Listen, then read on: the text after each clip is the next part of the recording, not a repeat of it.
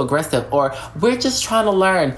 Bitch, don't back me into a corner trying to learn. The internet is free. There's many trans women that talk about so many experiences and the right way to interact with us and our personal stories, but you back us into corners and then force it out of us like it's something that we owe you. We never owed you anything. We don't owe you nothing. You don't do nothing for us, so why do we owe you? If anything, you owe us.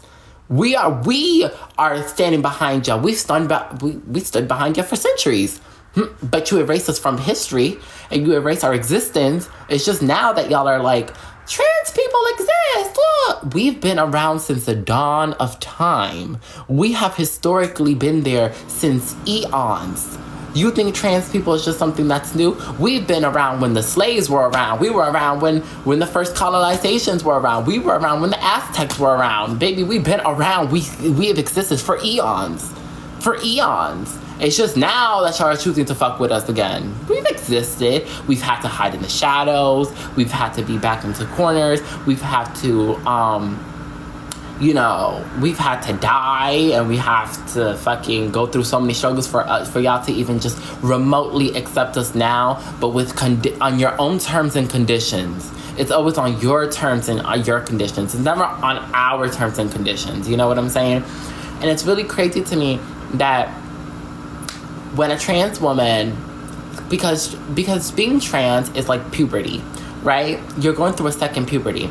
If you choose to medically transition. And even if you don't, it is a second puberty because you're like finding yourself. So when a trans woman starts becoming a little too cis looking for y'all, or a little too pretty or too conventionally attractive to you, y'all start to feel threatened. Notice how my body has been developing, and I'm about to be on my second year. It hasn't even been my second year. I'm about to be on my second year of estrogen in March, right? And my medical transition, right? So I'm about to be on my second year. And, I'm more comfortable within my body.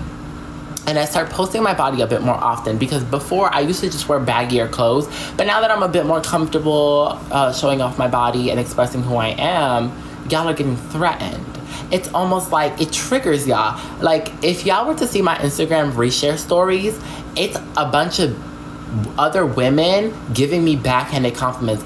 Oh my God, I love his body. Knowing damn well I'm a woman. You see my boobs, you see my body, you see my shape. You know I'm a woman. You know this. You know that I'm trans because you watch my shit all the time. Be like, oh, I love him so much. I love his video. So you know that I'm a woman. And that's the problem. And then you have to sit there and be like, I can't give her the full compliment because I'm so fragile. Because I know, or I feel like she looks better than me. You know what I'm saying? I feel like this girl's really attractive. So I need to find something to say about her to make myself feel better and make myself feel superior, because how could she look like that and I don't? That's the same thing that y'all do to plus size women when y'all post, oh, she's pretty for a big girl. Why would you say that though? That's the thing. Like, and y'all think y'all are being cute and be like, oh, like, and you hide behind the compliment part of it. But it's the reality that y'all are just hypocrites and y'all are disgusting, because the way y'all do that. And this is why I relate to plus size women in a very almost like we don't go through the exact same thing, but I relate to them very closely. And I say this, and I've grown up with plus size women my entire life. Like, my cousins are plus size. A lot of my friends growing up were plus size. And the reason why I loved hanging out with plus size women, even though I'm not a plus size girl, I related to their experiences in their bodies, because they're so similar, right? And I used to love and care for them. And I used to protect those girls like it was the death of me, because they just understood me in a sense of like, I didn't have any trans friends growing up, but you understand what it's like for your body to feel a certain way in your body, or not fully be accepted by society of your body, even though this is a body that you're born with. You know what I'm saying? To a certain extent. So I used to love those type of women, because I still do. I mean, listen, plus size women to me always have a special place in my heart. Will always love them. Those will always be my sisters. I don't know, like, I just know that I feel safe, and I know they feel safe with me too, and it's like this connection, and I love them. But it's the same thing that y'all do to them. And it's so annoying for y'all to sit here because you can't see nothing that threatens your beauty or you think threatens your beauty. Let me tell you something. I am pretty. I am fucking hot. And yes, a lot of men like me. Despite what you may think, men stop their cars to look at me because I'm a one-of-a-kind girl. I am never seen before. I have a very unique face, a very unique body, very beautiful hair, very beautiful everything. My features are gorgeous. I am beautiful. But you should feel the exact same way about yourself, and that's how you should be talking about yourself. And maybe you wouldn't be so threatened by other women, especially trans women, when they're blossoming. And that is your problem. These are the ways you should be talking about yourself. If you don't feel like that about yourself, nobody in the entire world is gonna feel like that for you. You understand what I'm saying? I look at myself and I think I'm gorgeous. With or without makeup, pimple on my fucking forehead, bitch dry as a motherfucker. I don't give a single fuck. I think I'm gorgeous, like drop dead gorgeous. And even if men did not stop to stare at me in the streets, I would still think I'm a showstopper. Baby, you should be threatened to be within my presence if you feel insecure. You should be. Because insecure bitches next to me wither like a flower in the snow. I'll tell you that much. Wither. Because if you think I'm pretty on camera, in person, baby, it's a force to be reckoned with. A force to, even on an off day, a force to be reckoned with. Don't believe me? Catch me in person, bitch. The wind will come out of your fucking mouth. The way I speak, the way I walk, the way I talk, the way I smell. Baby, that's divine femininity. Something that I exude effortlessly because I'm in tone, okay? Everything that I do is done with divine femininity because I am a woman through and through. Okay? Woman, baby. A type of woman that I'm a force to be reckoned with. Trust. I stop cars, babes. You think that I don't stop cars? Baby, I just went to Walgreens. Cars were stopping me. Men chase me. Men chase me. Women, don't get me started on other women. Women come up to me and they just stare at me for hours. Like, they literally would just stare at me and be like, oh my God, you are so pretty. Why are you so... And I'm like, thank you. You're so pretty. Because you could see beauty and I think you're beautiful though. Like, thank you. Like, you see beauty, I see beauty, we see beauty. And when they... And it's just like, wow. And I have this beautiful connection with them.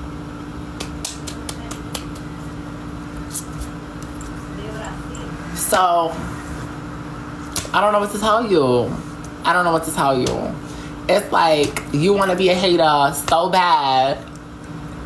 But I don't know why. Because it's so much more fun not being a hating ass bitch.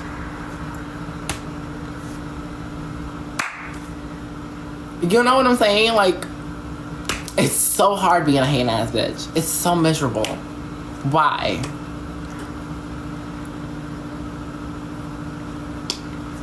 Why? Why? Like, what is so wrong with being a hating ass bitch? So, I really implore y'all to start learning how to speak to trans women with respect, just like you need to learn how to speak to other women with respect. You should be able to be in a room. If you want to be a woman of couth, you want to be a woman of elegance, you want to be a woman of a certain stature, it's not about the way you dress, it's not about what you wear, but it's about the way that you speak to other people and how you can see a person. And that's some of y'all problem. Like, I know I know so much about so many different types of people. I know what not to call a certain group of people. I know how to speak to them.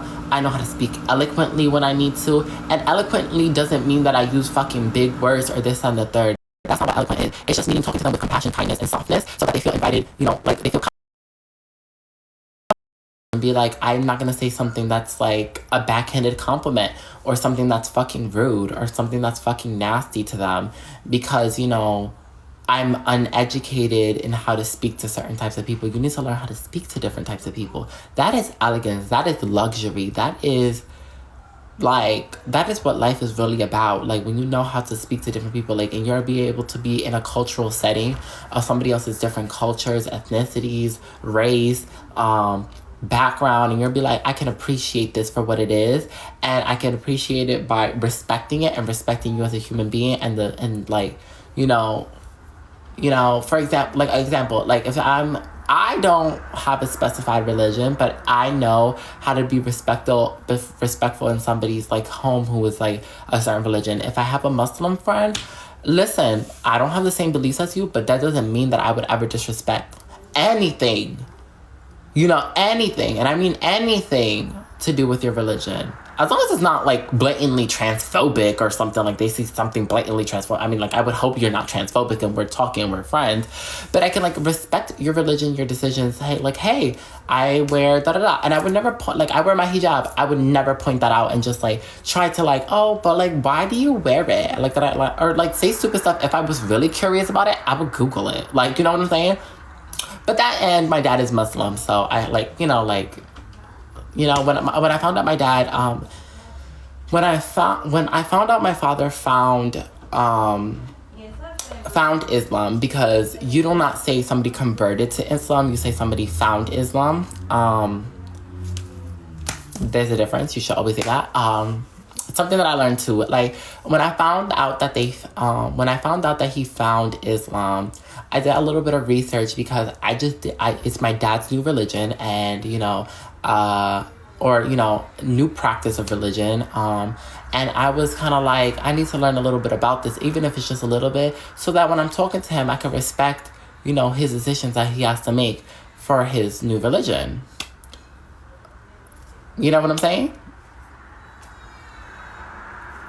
So that's what I'm saying. Like, and it was just something about respect, because that's how you move with grace. You know what I'm saying? And also, like, I like to learn different things. Like, my friend Angel, he is Filipino, and he was like, yeah, like, I don't actually know Tagalog, and which is the native language to the people in the Philippines.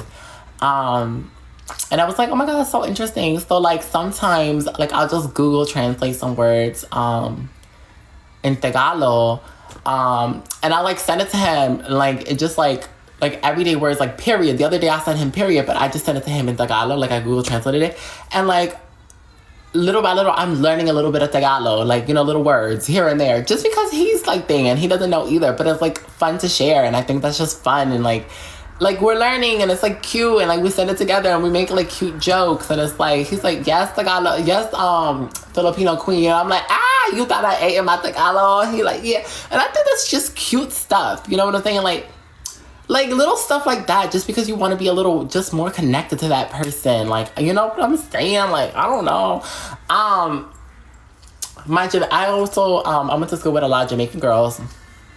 And, like, I love listen, I need to find out where those girls went, because I used to have this, there was a couple girls that I used to chill with. I didn't really know their names. They were, like, girls that I saw in the hallways, but we were, like, cool, like, like, just in school, like, I'm really bad with names. Selyna's terrible.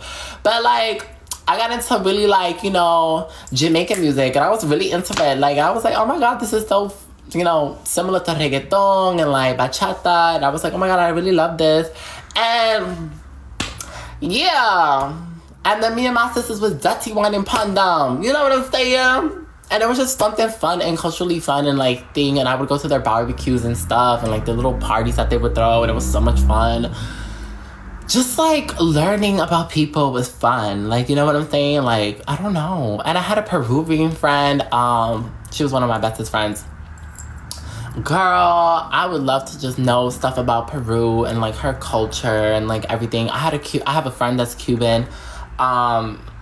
She's half Dominican, half Cuban, and, like, when she just says certain things, like, from Cuba, I was gonna audition for this role for this show, and they wanted me to be, like, a Cuban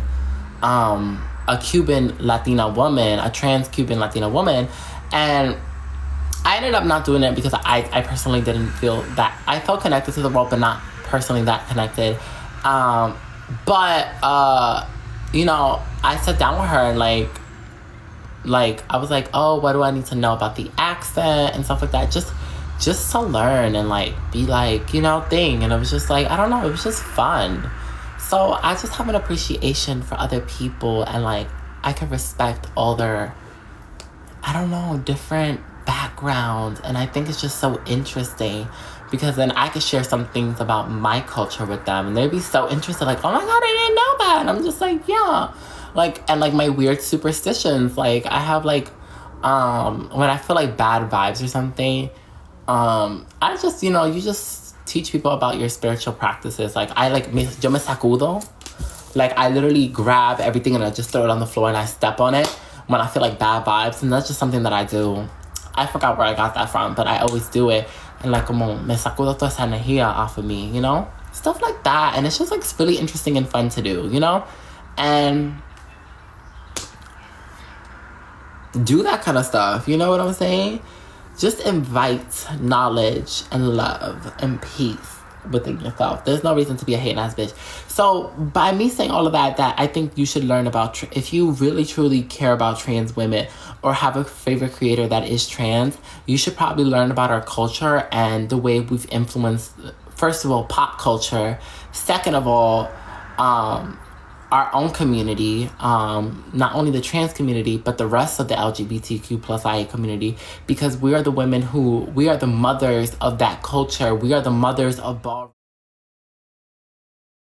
And it's not the way that you think that I'm saying that. It's a very specific look to the dolls. And it's not because, oh, they look like men or nothing like that. Never that. It's like, it's this performance of femininity that's very specific in the way that the dolls orchestrated. Sorry. It's a very, very specific